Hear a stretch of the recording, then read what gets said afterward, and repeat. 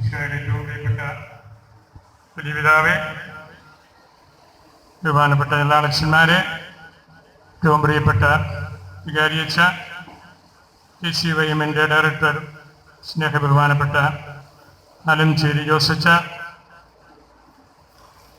ഇടവകാംഗങ്ങളും സമീപ ഇടവകയിൽ നിന്ന് വന്നിട്ടുള്ളവരുമായ ബഹുമാനപ്പെട്ട വൈദികരെ, മാതാപിതാക്കളെ, സമർപ്പിതരെ, യുവതി യുവാക്കന്മാരെ,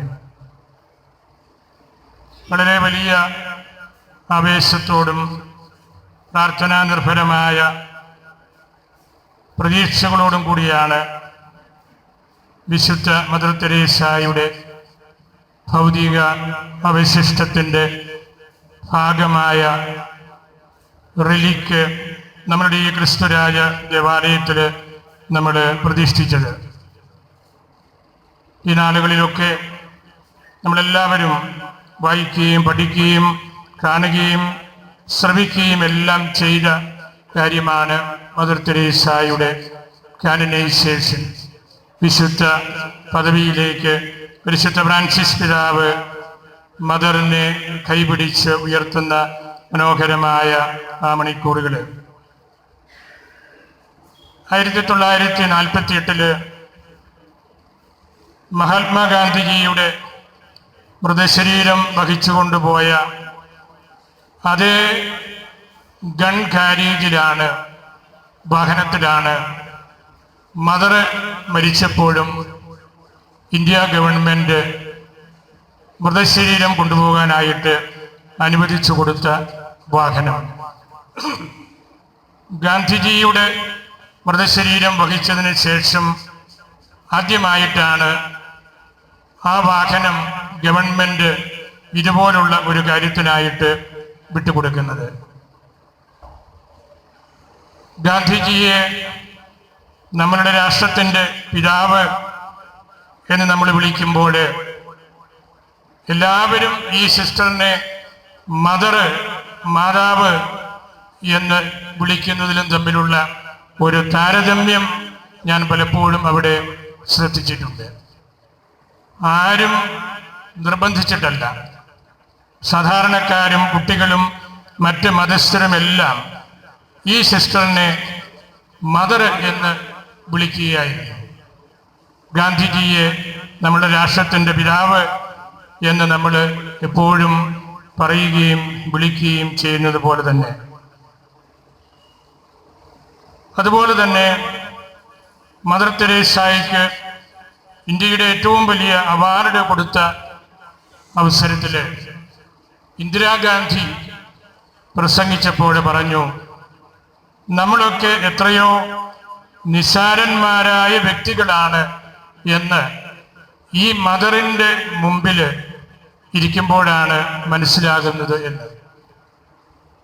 നമ്മൾ കൂടുതൽ ചിന്തിക്കുകയും പ്രാർത്ഥിക്കുകയും ചെയ്യേണ്ട ഒരു വാക്യം പോലെ ഇന്ദിരാഗാന്ധിയുടെ ആ വാക്കുകളും എനിക്ക് തോന്നിയിട്ടുണ്ട്.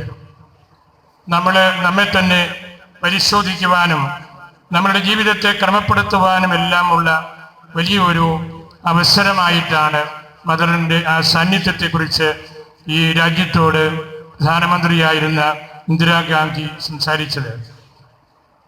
ഇന്ന് നമ്മൾ ഈ ദേവാലയത്തിലെ മദറിൻ്റെ റിലിക്ക് പ്രതിഷ്ഠിച്ചു. വലിയ പിതാവ് വലിയ താല്പര്യത്തോടു കൂടി ആ കർമ്മങ്ങളിലെല്ലാം രൂപതാ കേന്ദ്രം മുതൽ അതിൽ പങ്കെടുക്കുകയും ചെയ്തു. റിലിക്ക് ഒരു വ്യക്തിയുടെ ഭൗതിക അവശിഷ്ടത്തിൻ്റെ ഭാഗമാണ്. ശരീരമാകാം, അസ്ഥിയാകാം, അവരുപയോഗിച്ച വസ്ത്രങ്ങളാകാം, അവരെ തൊടുവിച്ച മറ്റ് വസ്ത്രങ്ങളും സാധനങ്ങളുമാകാം. അങ്ങനെ പല തലങ്ങളിലുള്ള റിലിക്കുകളുണ്ട്. ഏറ്റവും പ്രധാനമായിട്ടുള്ള റിലിക്ക് ആ വിശുദ്ധൻ്റെ അല്ലെങ്കിൽ വിശുദ്ധയുടെ അസ്ഥിയാണ്. ഫസ്റ്റ് ക്ലാസ് റിലിക്ക് എന്ന് പറയുന്നത് അതാണ്. എല്ലാ റിലിക്കുകളും ആ വിശുദ്ധൻ്റെ അല്ലെങ്കിൽ വിശുദ്ധയുടെ പുണ്യകുടീരത്തിൽ നിന്ന് ശേഖരിക്കുന്നതാണ്. കൽക്കട്ടയിലെ മദറിൻ്റെ കല്ലറയിൽ നിന്നാണ് ഈ റിലിക്കുകൾ റോമിന് കൊണ്ടുപോയതും നമ്മളിവിടെ സ്വീകരിച്ചതും എല്ലാം. അൽഫോൻസാമയുടെ റിലിക്കും നമ്മൾ ഭരണജ്ഞാനത്തു നിന്ന് മാർപ്പാപ്പായ്ക്ക് കൊണ്ടുപോയി നൽകുകയായിരുന്നു. എല്ലാ റിലിക്കുകളും അവരുടെ ഭൗമികമായ ആ കുടീരത്തോട്, കല്ലറയോട് ബന്ധപ്പെട്ടതും അതിനോടുള്ള ഒരു വലിയൊരു ബഹുമാനത്തിൻ്റെ, ആദരവിൻ്റെ ഭാഗമായിട്ട് കൂടിയാണ് നമ്മൾ കരുതുന്നത്. നമ്മൾ വളരെ ഭാഗ്യപ്പെട്ടവരാണ്. നമ്മളുടെ രൂപതയിൽ ഏറ്റവും ആദ്യമായിട്ടാണ് മദറിൻ്റെ റിലിക്ക്, അസ്ഥിയുടെ ഒരു ചെറിയ കഷ്ണം നമ്മൾ സ്ഥാപിച്ച് പ്രാർത്ഥിച്ച് അനുഗ്രഹം യാചിക്കുന്നത്. ആ ഒരു വലിയ കർമ്മം വഴി നമ്മൾ ഒരു വലിയ സുവിശേഷവൽക്കരണം നടത്തുകയാണ്. പലായിൽ നിന്ന് പുറപ്പെട്ടപ്പോൾ മുതൽ വഴിയിലെല്ലാം തിരുവചനങ്ങളും മദറിൻ്റെ പടവും മദറിൻ്റെ ചില വാക്യങ്ങളുമെല്ലാം എഴുതി വച്ചത് തന്നെ വലിയൊരു സുവിശേഷവൽക്കരണമാണ്. നമ്മുടെ രൂപതയിലെ KCVM-കാർ അതിന് വളരെയേറെ താല്പര്യമെടുത്തു. അതുപോലെ തന്നെ വികാരിയച്ഛനും ഇടവകക്കാരായ നിങ്ങൾ എല്ലാവരും റിലിക്ക് വെച്ച് പ്രാർത്ഥിക്കുമ്പോൾ, മാധ്യസ്ഥം യാചിക്കുമ്പോൾ നമ്മളുടെ മനസ്സിലുള്ളത് ആ പള്ളി അല്ലെങ്കിൽ ആ ഷ്രൈന് ഒരു തീർത്ഥാടന കേന്ദ്രം ആയിട്ട് മാറണമെന്നതാണ്. ടൂറിസ്റ്റ് കേന്ദ്രമായിട്ടല്ല, നമുക്ക് വിനോദസഞ്ചാരം നടത്തുവാനുള്ള സ്ഥലമായിട്ടല്ല, തീർത്ഥാടന കേന്ദ്രമായിട്ട് അനുഗ്രഹങ്ങൾ പ്രാപിക്കുവാനുള്ള, ദൈവസന്നിധിയിലിരുന്ന് നമ്മളുടെ പ്രയാസങ്ങളും നമുക്ക് ദൈവം തന്ന അനുഗ്രഹങ്ങളുമെല്ലാം ഓർത്ത് നന്ദി പറയുന്നതിനുള്ള അവസരമായിട്ടാണ്. കയ്യൂര് ഈ കിഴക്കൻ പ്രദേശത്തിൻ്റെ അനേകം പള്ളികളുടെ, എല്ലാ മതസ്ഥരുടെയും ഒരു തീർത്ഥാടന കേന്ദ്രമായിട്ട് ഇതുവഴി മാറും എന്ന് ഞാൻ കരുതുകയാണ്. വളരെയേറെ പ്രാർത്ഥിക്കുകയും ദൈവവിചാരത്തോടുകൂടി ജീവിക്കുകയും ചെയ്യുന്ന സമൂഹമാണ് ഇവിടെയുള്ള നമ്മൾ കത്തോലിക്കരും അതുപോലെ മറ്റ് സമുദായ അംഗങ്ങളുമെല്ലാം. അവരും ഈ തീർത്ഥാടന പദയാത്രയിൽ പങ്കെടുക്കുകയും പ്രാർത്ഥിക്കുകയും വളരെ ദൈവാനുഗ്രഹപ്രദമായ പ്രതീക്ഷകളോടുകൂടി അവർ വഴിയിലും നമ്മളുടെ പള്ളി അങ്കണത്തിലുമെല്ലാം സന്നിഹിതരുമായിരുന്നു. അതാണ് വാസ്തവത്തിൽ ഇതുപോലുള്ള തീർത്ഥാടന കേന്ദ്രങ്ങൾ വഴി അല്ലെങ്കിൽ ഇതുപോലുള്ള റിലിക്കുകൾ വെച്ച് പ്രാർത്ഥിക്കുമ്പോൾ, മധ്യസ്ഥം യാചിക്കുമ്പോൾ നമുക്ക് കിട്ടേണ്ട പ്രധാനപ്പെട്ട കാര്യവും മത സൗഹാർദ്ദത്തിൻ്റെ, പ്രത്യേകിച്ച് ഹൈന്ദവരും ക്രൈസ്തവരും തമ്മിലുള്ള ബന്ധത്തിൻ്റെ വലിയൊരു കലവറയാണ് കയ്യൂര്.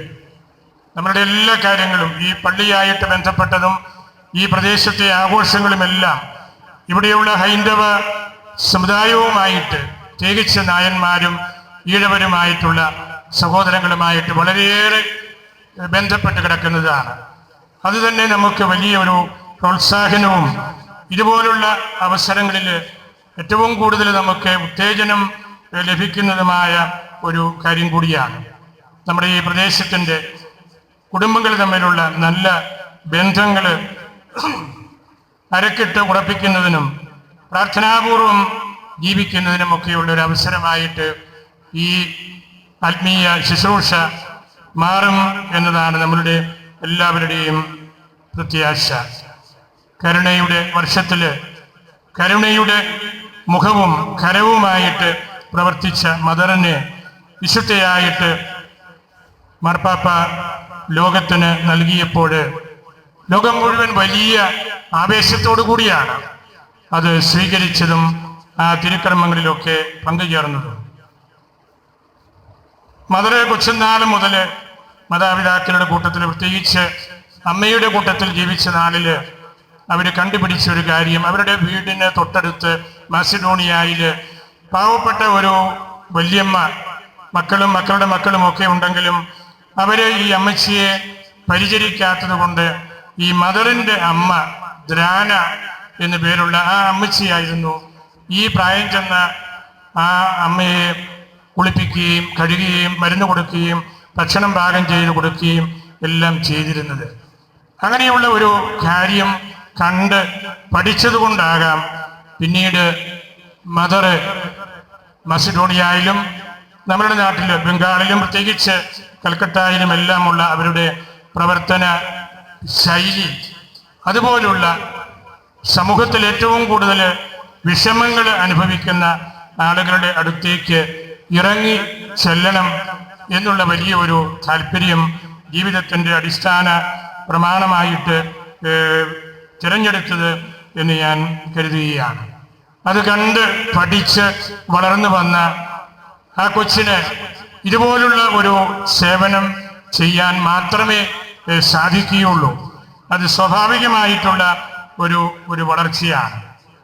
അങ്ങനെ ഇന്ന് നമ്മൾ ആ വിശുദ്ധയുടെ റെലിക്ക് ആദ്യമായിട്ട് നമ്മുടെ രൂപതയിൽ ഇവിടെ ഈ ദേവാലയത്തിൽ പ്രതിഷ്ഠിക്കുമ്പോൾ ദൈവാനുഗ്രഹത്തിൻ്റെ വലിയൊരു അവസരമായിട്ട് നമ്മളതിനെ കരുതണം. ദൈവത്തിൻ്റെ ആത്മാവ് പ്രത്യേകമായിട്ട് അതിൻ്റെ സാന്നിധ്യം കൊണ്ട് നമ്മെ അനുഗ്രഹിക്കുന്ന ഒരു ഘടകമാണ് ഒരു വിശുദ്ധൻ്റെ അല്ലെങ്കിൽ വിശുദ്ധയുടെ റെലിക്ക് എന്ന് പറയുന്നത്. അങ്ങനെ ഈ പ്രദേശം ഒരു തീർത്ഥാടന കേന്ദ്രമായിട്ട് വളരണം. ഭാവിയിൽ സാധിക്കുമെങ്കിൽ മദർ തെരേസായുടെ ഒരു ചെറിയ മഠവും കൂടെ നമുക്കിവിടെ തുടങ്ങണം. അങ്ങനെ ഇവിടെയുള്ള എല്ലാവർക്കും മദറിൻ്റെ ആ ആത്മീയതയുടെ സുവിശേഷത്തിൻ്റെ വ്യാഖ്യാനമായ കരുണയുടെ സന്ദേശം കിട്ടുവാനായിട്ട് ഉള്ള ഒരു വലിയ അനുഗ്രഹമായിട്ട് അത് ഭവിക്കുമെന്ന് ഞാൻ കരുതുകയാണ്. അതുകൊണ്ട് ഞാൻ നിങ്ങളോട് പ്രത്യേകമായിട്ട് അഭ്യർത്ഥിക്കുകയാണ്. നമുക്ക് 10, 20, 30 ഏക്കറൊക്കെ സ്ഥലമുള്ള ആളുകൾ കയ്യൂരുമുണ്ട്. നിങ്ങൾ ആരെങ്കിലും അതിൽ 1-2 ഏക്കർ സ്ഥലം ദാനമായിട്ട് രൂപതയ്ക്ക് നൽകുകയാണെങ്കിൽ ഇതുപോലുള്ള മദർ തെരേസായുടെ ഒരു കോൺവെന്റ് കൂടെ, ഒരു മഠം കൂടെ നമുക്ക് ഇവിടെ കൊണ്ടുവരാനായിട്ട് സാധിക്കും. നിങ്ങളുടെ ഒരു പരിഗണനയ്ക്കായിട്ട് ഞാൻ അത് വയ്ക്കുകയാണ്. നിങ്ങൾ ആരെങ്കിലും അതിനോട് പോസിറ്റീവായിട്ട് പ്രതികരിക്കും എന്നുമാണ് എൻ്റെ പ്രത്യാശ. ഒരു വിശുദ്ധയുടെ റെലിക്ക് സ്ഥാപിക്കുമ്പോൾ ബെനഡിക്ട് പിതാവ് ആവർത്തിച്ച് പറഞ്ഞ ഒരു കാര്യം, അവിടെ നടക്കേണ്ടത് സുവിശേഷ പ്രഘോഷണമാണ്. തിരുവചനത്തിൻ്റെ നല്ല വ്യാഖ്യാനം കൊടുക്കുക. അങ്ങനെ വിശ്വാസികളെയും വിശ്വാസത്തിലേക്ക് പൂർണ്ണമായിട്ട് എത്താത്തവരെയും ദൈവവചനത്തിൻ്റെ പ്രാധാന്യം എന്താണ് എന്ന് പറഞ്ഞു കൊടുക്കുവാനുള്ള ഒരവസരമായിട്ട് അതിനെ കൊണ്ടുവരണം. നമ്മുടെ കിഴതടിയൂരും അതുപോലുള്ള സ്ഥലങ്ങളിലുമൊക്കെ അച്ഛന്മാരോട് പ്രത്യേകം പറഞ്ഞിട്ടുള്ള നിർദ്ദേശിച്ചിട്ടുള്ള കാര്യവും അതാണ്.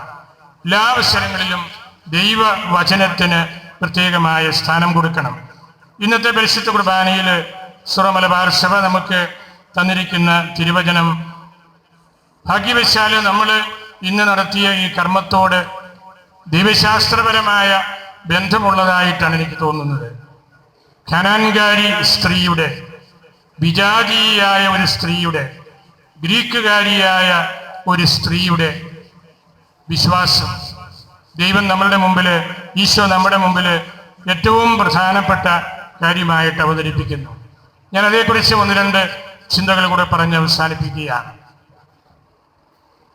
ഈശോ ഇന്ന് നമ്മൾ കേട്ടതുപോലെ ടയർ, സീദോൻ എന്ന 2 പ്രദേശങ്ങളിലേക്ക്, അത് ഇസ്രായേലിന് പുറത്തുള്ള അതിനോട് ചേർന്ന് കിടക്കുന്ന 2 ഗ്രാമങ്ങളായിരുന്നു വന്ന് അവിടേക്ക് പോയത് ഈ കനാൻകാരി സ്ത്രീയെ കാണാൻ വേണ്ടി തന്നെയാണ്.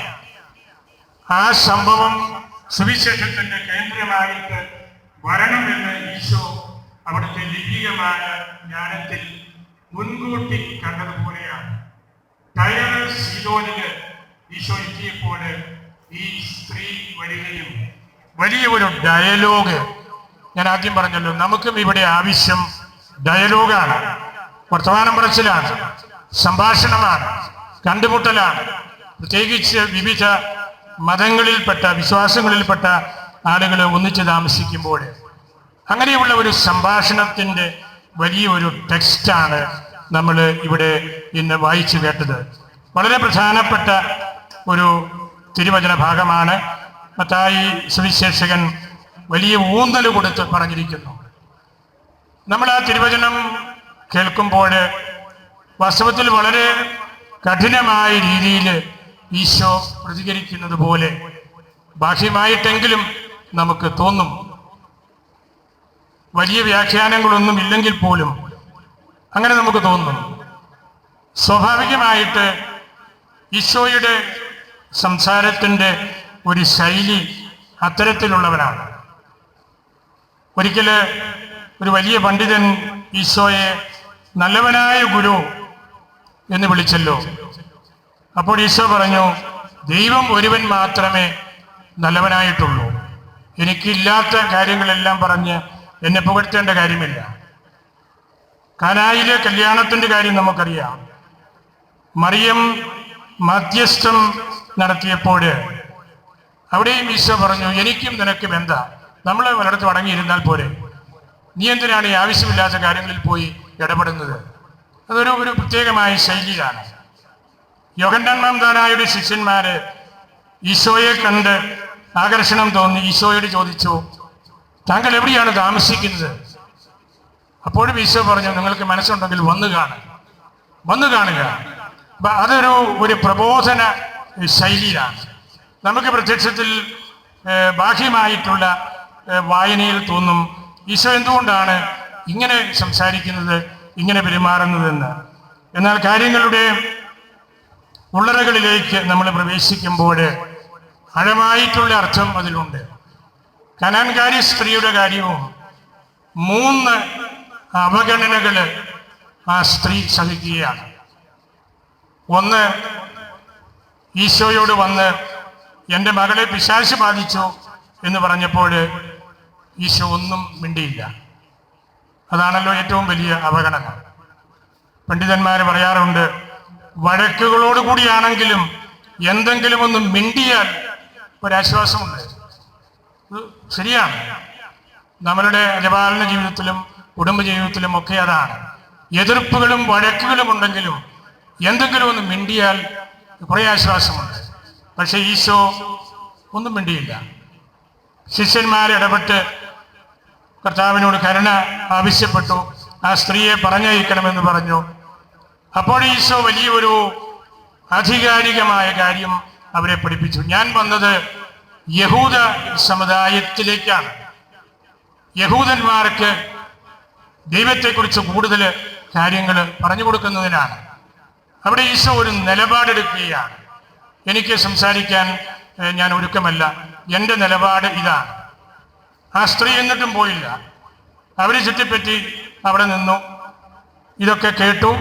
ശിഷ്യന്മാരുടെ മധ്യസ്ഥം ഉപകാരപ്പെട്ടില്ല എന്നും മനസ്സിലായി. അപ്പോൾ ആ സ്ത്രീ ഈശോയെ വീണ്ടും സമീപിച്ച് കർത്താവെ കരുണ കാണിക്കണമേ എന്ന് യാചിക്കുകയാണ്. വിവേകവും വിജ്ഞാനവും വിശുദ്ധിയുമുള്ള ഒരു സ്ത്രീയെ പോലെ അവിടെ പെരുമാറുകയാണ്. അങ്ങനെ പറഞ്ഞപ്പോഴും ഈശോ വളരെ കർക്കശ്യമുള്ള ഒരു സന്ദേശമാണ് കൊടുത്തത്. മക്കളുടെ അപ്പം, ദൈവത്തെക്കുറിച്ചുള്ള യഥാർത്ഥമായ അറിവ്, ആ അറിവ് ഇല്ലാത്ത വിജാതീയർക്ക് എടുത്തു കൊടുക്കുന്നത് ശരിയല്ല. വിജാതീയരെ അന്ന് യഹൂദ സമുദായം മൃഗങ്ങളായിട്ട്, പശുക്കളായിട്ട്, നായ്ക്കളായിട്ട് അങ്ങനെയെല്ലാം കരുതും. അതാണ് അതിലേക്കുള്ള സൂചന. മക്കളുടെ അപ്പം അതുപോലുള്ളവർക്ക് നമ്മൾ എടുത്ത് കൊടുക്കുന്നത് ശരിയല്ല. അപ്പോൾ ആ സ്ത്രീ ഈശോയെ പഠിപ്പിക്കുന്നത് പോലെ സുവിശേഷകൻ നമുക്ക് പറഞ്ഞു തരികയാണ്. ആ സ്ത്രീ പറഞ്ഞല്ലോ, യജമാനന്മാരുടെ അവർ ഭക്ഷണം കഴിക്കുമ്പോൾ അവരുടെ വിരലിൻ്റെ ഇടകളിൽ കൂടെ താഴെ വീഴുന്നത് മതി നായ്ക്കൾക്ക്. ആ സ്ത്രീ പറഞ്ഞതിൻ്റെ അർത്ഥം, അങ്ങ് പിതാവിൻ്റെ മകനായിട്ട് വന്ന പുത്രനായ ഈശോയാണ്, ദൈവമാണ്. ആ അറിവ് മുഴുവൻ ഞങ്ങൾക്ക് ആവശ്യമില്ല. ഞങ്ങൾക്കൊരു കഷ്ണം കിട്ടിയാൽ മതി. അങ്ങയുടെ വാക്കിൻ്റെ ഒരു അംശം ഞങ്ങൾക്ക് കിട്ടിയാൽ മതി. അങ്ങയുടെ കാരുണ്യത്തിൻ്റെ ഒരു കരട് കിട്ടിയാൽ മതി. കഷ്ണങ്ങൾ മതി, അപ്പം ഞങ്ങൾക്ക് വേണ്ട. അപ്പോൾ ഈശോ അതിനോട് നടത്തുന്ന പ്രതികരണം, ആ സ്ത്രീയെ സംബന്ധിച്ച് ആ കഷ്ണങ്ങളാണ് ഏറ്റവും വലിയ കഷ്ണം, വിശ്വാസത്തിൻ്റെ ഏറ്റവും വലിയ കാതല്. ഈശോ ആ സ്ത്രീയെ കൊണ്ട് അത് പറയിപ്പിക്കാൻ വേണ്ടിയാണ് ഈ കാര്യങ്ങളെല്ലാം പറഞ്ഞ് കൊണ്ടുവന്നത്. അപ്പോൾ ഈശോ പറഞ്ഞു, നിന്റെ വിശ്വാസം വലുതാണ്. ആരുടേതിനേക്കാൾ? എൻ്റെ കൂട്ടത്തിലിരിക്കുന്ന സ്ലീഹന്മാര്, എൻ്റെ സമുദായത്തിൽപ്പെട്ട യഹൂദന്മാര്, ഞാൻ വന്നു പിറന്ന ഈ യഹൂദ സംസ്കാരം, അവരുടേതിനേക്കാൾ നിന്റെ വിശ്വാസം വലുതാണ്.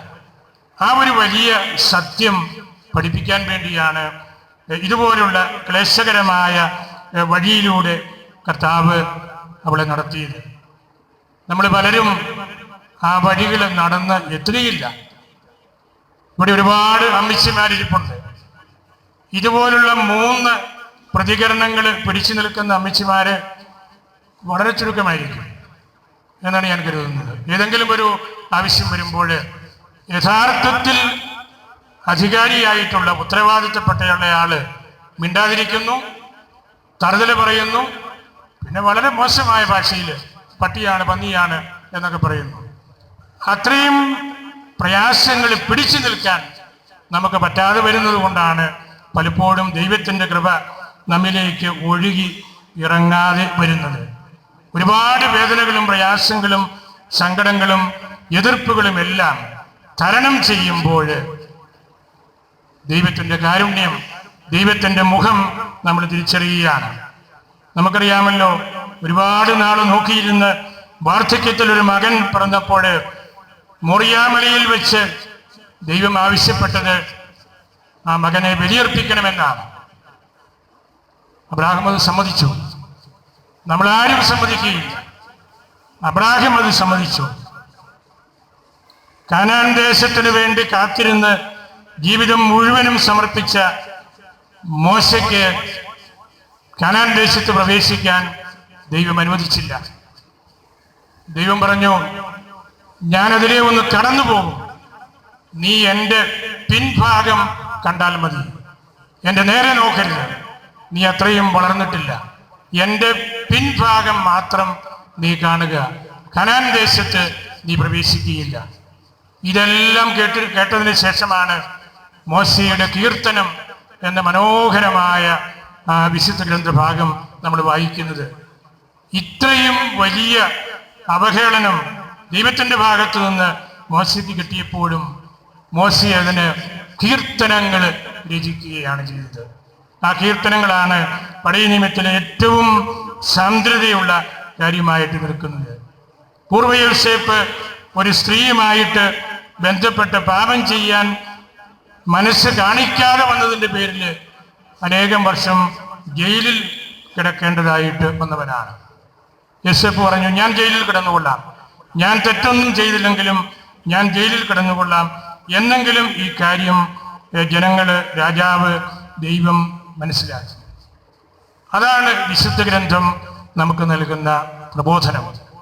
റെലിക്യുകൾ സ്ഥാപിക്കുന്ന പള്ളികളില്, ഷ്രൈനുകളില്, അല്ലെങ്കിൽ അതുപോലുള്ള പ്രാർത്ഥനാ കേന്ദ്രങ്ങളില് നിരന്തരമായിട്ട് ദൈവവചനം വ്യാഖ്യാനിക്കണമെന്ന് പരിശുദ്ധ പിതാക്കന്മാര് നമ്മെ പഠിപ്പിച്ചത് അതുകൊണ്ടാണ്. ദൈവവചനം നമ്മൾ വ്യാഖ്യാനിക്കുമ്പോൾ എങ്ങനെയാണ് ഈ കന്യാസ്ത്രീ വിശുദ്ധിയായത് എന്ന് തന്നെയാണ് നമ്മൾ പറയുന്നത്. മാസഡോണിയക്കാരെത്തി കന്യാസ്ത്രീ, അൽബാനിയക്കാരായ അപ്പനും അമ്മയും വിദേശത്ത് ജീവിച്ചയാള് ബംഗാളിൽ വന്ന് കൽക്കട്ടയിൽ ജീവിച്ച് വിശുദ്ധിയായതാണ്. അത്തരത്തിലുള്ള വലിയ ക്ലേശകരമായ വഴികളിലൂടെ കടന്നുപോയ ആ കന്യാസ്ത്രീയുടെ വിശ്വാസം ഏറ്റവും പ്രധാനപ്പെട്ടതാണെന്ന് സഭ നമ്മളെ പഠിപ്പിക്കുകയാണെന്ന്. നിന്റെ വിശ്വാസം വലുതായിരുന്നു എന്ന് പരിശുദ്ധ ഫ്രാൻസിസ് പിതാവ് പറയുകയാണ് നമ്മളോട്. കർത്താവിന്റെ വണക്കത്തിന് അവരെ യോഗ്യയാക്കുമ്പോൾ, അല്ലെങ്കിൽ അതിന് ഉപയുക്തമായ നിർദ്ദേശങ്ങൾ സാർവത്രിക സഭയ്ക്ക് പരിശുദ്ധ പിതാവ് നൽകുമ്പോൾ കനാൻകാരി സ്ത്രീയോട് പറഞ്ഞ ആ കാര്യം തന്നെയാണ്. ആ സുവിശേഷ ഭാഗം വലിയൊരു ക്ലാസ് മുറിയാണ്. അതിൽ പറഞ്ഞിരിക്കുന്ന ഓരോ വാക്കും, എല്ലാ വാക്കുകളും അധ്യാപകരെ പോലെയാണ്. നമ്മളോട് ഒരുപാട് കാര്യങ്ങൾ പറയുന്നുണ്ട്. ഞാൻ സമയ പരിമിതി പോലും അതിൻ്റെ വിശാലമായ തലങ്ങളിലേക്ക് കടക്കാൻ ആഗ്രഹിക്കുന്നില്ല. നമ്മുടെ ജീവിതത്തെ ദൈവത്തിൻ്റെ മുമ്പിൽ പ്രത്യേകമായിട്ട് സമർപ്പിക്കുവാനുള്ള വലിയൊരു അവസരമായിട്ട്, ദൈവവചനം കേൾക്കുവാനുള്ള അവസരമായിട്ട് ഇതിനെല്ലാം എടുക്കണം. കനാൻകാരി സ്ത്രീയുടെ അവൾ അനുഭവിച്ച 3 തിരസ്കരണങ്ങൾ ഞാൻ പലപ്പോഴും ഓർത്തിട്ടുണ്ട്. ഈശോ മരുഭൂമിയിൽ അനുഭവിച്ച 3 പരീക്ഷണങ്ങൾ പോലെയാണ്. നമ്മൾ നോമ്പുകാലത്തൊക്കെ പലപ്പോഴും വായിക്കുകയും ധ്യാനിക്കുകയും പഠിക്കുകയും ചെയ്യുന്ന തിരുവചന ഭാഗങ്ങളാണല്ലോ. ഈശോയ്ക്ക് വലിയ സഹനമായിരുന്നു അത്. 3 വലിയ പരീക്ഷണങ്ങൾ. ആ പരീക്ഷണങ്ങളെ നേരിട്ടതുകൊണ്ടാണ് ഈശോ ദൈവത്തിൻ്റെ പുത്രനാണ് എന്ന് ലോകം മുഴുവനും മനസ്സിലാക്കുവാനും തിരിച്ചറിയുവാനും എല്ലാം ഇടയായത്. അങ്ങനെയുള്ള കനാൻകാരി സ്ത്രീയുടെ ചരിത്രവും ആ ചരിത്രം പാവപ്പെട്ടവരിലൂടെ, എല്ലാവരാലും ഉപേക്ഷിക്കപ്പെട്ടവരിലൂടെ ഉള്ള പ്രവർത്തനത്തിലൂടെ, സാന്നിധ്യത്തിലൂടെ വിശുദ്ധിക്ക് കാരണമാക്കിയ മദർ തെരേസയും നമുക്ക് മാതൃകയായിട്ട് നമ്മുടെ മനോമുകുരത്തിൽ എപ്പോഴും ഉണ്ടായിരിക്കണം. ഞാനൊരു കാര്യം കൂടെ പറഞ്ഞ് അവസാനിപ്പിക്കുകയാണ്. ദൈവശാസ്ത്ര മേഖലയിലെ ഏറ്റവും പ്രഗത്ഭനായ ഒരു വ്യക്തിയാണ് ആദിമസഭയിൽ ഉണ്ടായിരുന്ന തെയഡോർ, മൊപ്സ്വെസ്റ്റിയയിലെ തെയഡോർ. നമ്മളുടെ പരിശുദ്ധ കുർബാനയുടെ ഏറ്റവും നല്ല വ്യാഖ്യാനം എഴുതിയിട്ടുള്ളൊരു വ്യക്തിയാണ്. 4ഉം 5ഉം നൂറ്റാണ്ടുകളായിട്ട് ജീവിച്ചിരുന്ന ആ വ്യക്തി സഭ കണ്ട ഏറ്റവും വലിയ ഒരു പ്രഗത്ഭനായ പണ്ഡിതനാണ്. തെയഡോറിൻ്റെ ക്രമം നമ്മുടെ പരിശുദ്ധ കുർബാനയിൽ നമ്മൾ വീണ്ടും സിനഡ് അംഗീകരിച്ച് നമുക്ക് തന്നിട്ടുണ്ട്. ഇടയ്ക്ക് നമ്മുടെ പരിശുദ്ധ കുർബാന നമ്മളിപ്പോൾ ചെല്ലുന്ന അദായി മാറിയുടെ ക്രമത്തിന് പകരം അത് ചെല്ലാവുന്നതാണ്, ചെല്ലേണ്ടതാണ്. ഞങ്ങളുടെ വൈദിക സമ്മേളനങ്ങളിലൊക്കെ പലപ്പോഴും അച്ഛന്മാർക്ക് വേണ്ടി കുർബാന അർപ്പിക്കുമ്പോൾ ഞാൻ തെയഡോറിൻ്റെ അനാഫ്രയാണ് ഉപയോഗിക്കുന്നത്. വളരെ മനോഹരമായ പ്രാർത്ഥനയാണ്. അദ്ദേഹം ഇന്ന് നമ്മൾ വായിച്ച ഈ സുവിശേഷ ഭാഗത്തെക്കുറിച്ച് ഒരു കാര്യം പറഞ്ഞിട്ടുണ്ട്. ഈ സ്ത്രീയുടെ തലയിൽ 1000 കിരീടങ്ങൾ വയ്ക്കേണ്ടതാണ്. കനാൻകാരി സ്ത്രീയുടെ തലയിൽ 1000 കിരീടങ്ങൾ വയ്ക്കേണ്ടതാണ്. തെയഡോറ് പറഞ്ഞിരിക്കുന്ന കാര്യമാണ്. ഈശോയുടെ ആ പ്രഖ്യാപനം കൊണ്ടാണ് നിന്റെ വിശ്വാസം യഹൂദരേക്കാൾ വളരെ വലുതാണ് എന്ന് ഈശോ പറഞ്ഞ ആ കാര്യത്തെക്കുറിച്ചാണ്. ഈ തെയഡോറിൻ്റെ ആ പ്രാർത്ഥനയാണ് നമ്മുടെ പരിശുദ്ധ കുർബാനയിൽ സകല സഹായങ്ങളും സൗഭാഗ്യങ്ങളും നിറഞ്ഞ് മുടിചൂടി നിൽക്കുന്ന സഭയിൽ എന്നുള്ള പ്രാർത്ഥന ഈ തെയഡോറിൻ്റെ ഞാൻ ഈ പറഞ്ഞ ഈ വാക്യത്തിൽ നിന്നാണ്. 1000 കിരീടങ്ങൾ വച്ച് നിൽക്കുന്നത് സഭയാണ്. സത്യവിശ്വാസം പ്രഘോഷിക്കുന്ന സഭയാണ്. ആ സഭയാണ് നമുക്ക് രക്ഷയുടെ മാർഗമായിട്ടുള്ളത്. ആ സഭയിലാണ് നാം അംഗങ്ങളായിരിക്കുന്നത്. അങ്ങനെയുള്ള സഭയായിട്ടാണ് ഈ പരിശുദ്ധ കുർബാനയ്ക്ക് മുമ്പിൽ അതിന് ചുറ്റും നമ്മൾ ആയിരിക്കുന്നത്. നമ്മൾ ഭാഗ്യപ്പെട്ടവരാണ്. സത്യസഭയുടെ വിശ്വാസത്തിലേക്ക് കടന്നു വരുവാനും സഭ ആദ്യകാലം മുതൽ രക്തസാക്ഷികളുടെ തിരുശേഷിപ്പുകൾ സൂക്ഷിക്കണമെന്നുള്ള ആ നിർദ്ദേശത്തിലൂടെ വന്നിരിക്കുന്ന പവിത്രമായ പരിപാവനമായ ആ കർമ്മം നമുക്ക് ഇവിടെ തുടരുമ്പോൾ 2000-ലധികം വർഷം പരിചയമുള്ള ഒരു കാര്യത്തോട് നമ്മൾ ബന്ധപ്പെടുകയാണ്. നമുക്ക് ദൈവത്തിൻ്റെ മുമ്പിൽ നന്ദിയുള്ളവരാകാം. ഈ വലിയ കർമ്മം നമ്മളുടെ ഇടവകയിൽ ഇവിടെ ആയിരിക്കട്ടെ എന്ന് പ്രാർത്ഥിച്ച് ഒരുങ്ങി അതിനു വേണ്ട ക്രമീകരണങ്ങൾ എല്ലാം ചെയ്ത കലാരൂപതയുടെ KCYM ഡയറക്ടർ ആലഞ്ചേരി ജോസഫച്ചനെയും ഈ ഇടവകയുടെ വികാരി ഏറ്റവും പ്രിയങ്കരനായ നമ്മളുടെ അച്ഛൻ്റെ കാര്യം ഞാൻ പള്ളിക്കുദാശ കാലത്തുമെല്ലാം പറഞ്ഞിട്ടുള്ളതാണ്. ഞാൻ വിശദാംശങ്ങളിലേക്ക് കടക്കുന്നില്ല. നമ്മുടെ വികാരിച്ചനും ആലഞ്ചേരി ജോസഫച്ചനും എടുത്ത ആ തീരുമാനം നമുക്ക് വലിയൊരു ഭാഗ്യമാണ്. ഞാൻ പറഞ്ഞല്ലോ, ഈ പ്രദേശത്തിൻ്റെ ഒരു തീർത്ഥാടന കേന്ദ്രമായിട്ട്, പ്രാർത്ഥനാലയമായിട്ട്, സുവിശേഷ പ്രഘോഷണം നടത്തുന്ന സ്ഥലമായിട്ട് നമ്മളുടെ ഈ പള്ളിയും നമ്മളുടെ ഇടവകയും മാറണം. മതസൗഹാർദ്ദത്തിൻ്റെ വലിയ അടയാളമാണ്.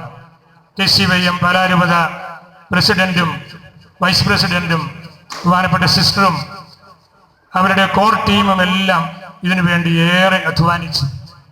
ഇവർ വളരെ വലിയൊരു സുവിശേഷവൽക്കരണം ഈ ദിവസങ്ങളിൽ പല ടൗണിലും നമ്മൾ കടന്നു പോകുന്ന വഴിയോരങ്ങളിലും എല്ലാം നടത്തി. അത് ആണ് നവ സുവിശേഷവൽക്കരണം, ഈശോയെ ലോകത്തിന് കൊടുക്കുവാനുള്ള പരിശ്രമം. അതിനുവേണ്ട എല്ലാ നല്ല നിർദ്ദേശങ്ങളും നൽകുന്ന മലഞ്ചേരി യോസഫച്ചനെ ഞാൻ സ്നേഹത്തോടെ ഈ അവസരത്തിൽ ഓർക്കുന്നു. അതുപോലെ നമ്മളുടെ പ്രിയപ്പെട്ട വികാരിയച്ഛന്, ഈ കയ്യൂര് നമ്മളുടെ സ്കൂളും നമ്മളുടെ ഈ പള്ളിയും ഇന്ന് നമ്മളുടെ രൂപതയ്ക്കകത്ത് മാത്രമല്ല രൂപതയ്ക്ക് പുറത്തുള്ളവരും സംസാര വിഷയമാക്കുന്ന കാര്യമാണ്. ഒരുപാട് അച്ഛന്മാരും അൽമായക്കാരും സമർപ്പിതരും കയ്യൂരിനെ കുറിച്ച് സംസാരിക്കുന്നത് ഈ സ്കൂളും ഈ പള്ളിയും വഴിയാണ്. അതിനൊക്കെ അപ്പുറത്തേക്ക് എത്തി നിൽക്കുന്ന ഒരു ഘടകം കൂടിയാണ് നമുക്ക് ഇന്ന് ഇവിടെ കൈവന്ന വിശുദ്ധ മദറിൻ്റെ തെരേസായുടെ റെലിക്ക്, ഭൗതിക അവശിഷ്ടം, അവരുടെ അസ്ഥിയുടെ ഒരു ചെറിയ ഭാഗം നമുക്ക് കിട്ടിയത് ഇതുപോലുള്ള സംസാരത്തിന്, സംഭാഷണത്തിന്, ഡയലോഗിന്, മധ്യസ്ഥ പ്രാർത്ഥനയ്ക്ക് എല്ലാം ഉപകാരപ്പെടണം. നിരന്തരമായിട്ട് അമ്മയുടെ നൊവേന നടക്കുന്ന ശനിയാഴ്ച ദിവസങ്ങളിൽ എല്ലാവരും വരികയും ദൈവവചന പ്രഘോഷണങ്ങൾ കേൾക്കുകയും ചെയ്യണം. ഞാൻ അവരെ രണ്ടുപേരെയും എന്ന് ഞാൻ പറയുമ്പോൾ അവരോട് ബന്ധപ്പെട്ട എല്ലാവരെയുമാണ്, ഈ പള്ളിയുടെ കൈക്കാരന്മാര്, കമ്മിറ്റിക്കാര്, നിങ്ങളെല്ലാവരും ഇതിനു വേണ്ടി ആഗ്രഹിച്ചു, പ്രാർത്ഥിച്ചു, ഒരുങ്ങി, വലിയ തയ്യാറെടുപ്പ് നടത്തി. വലിയ ഒരു ജനാവലി വഴിയിലും പള്ളിക്കകത്തും പള്ളി പരിസരത്തുമെല്ലാം ഉണ്ട്. അതെല്ലാം നമുക്ക് സത്യസഭയോട്, ഈശോയോട്, സുവിശേഷത്തോട്, പുണ്യവാന്മാക്കളോടുള്ള നമ്മളുടെ ആദരവിൻ്റെയും ബഹുമാനത്തിൻ്റെയും ഭാഗമാണ്. നമുക്ക് തുടർച്ചയായിട്ട് ദൈവത്തോട് പ്രാർത്ഥിക്കാം. മദർ തെരേസായോടും വിശുദ്ധ അൽഫോൻസാമയോടും നമുക്ക് മധ്യസ്ഥം പ്രാർത്ഥിക്കാം. കർത്താവ് നമ്മെ എല്ലാവരെയും സമൃദ്ധമായി അനുഗ്രഹിക്കും.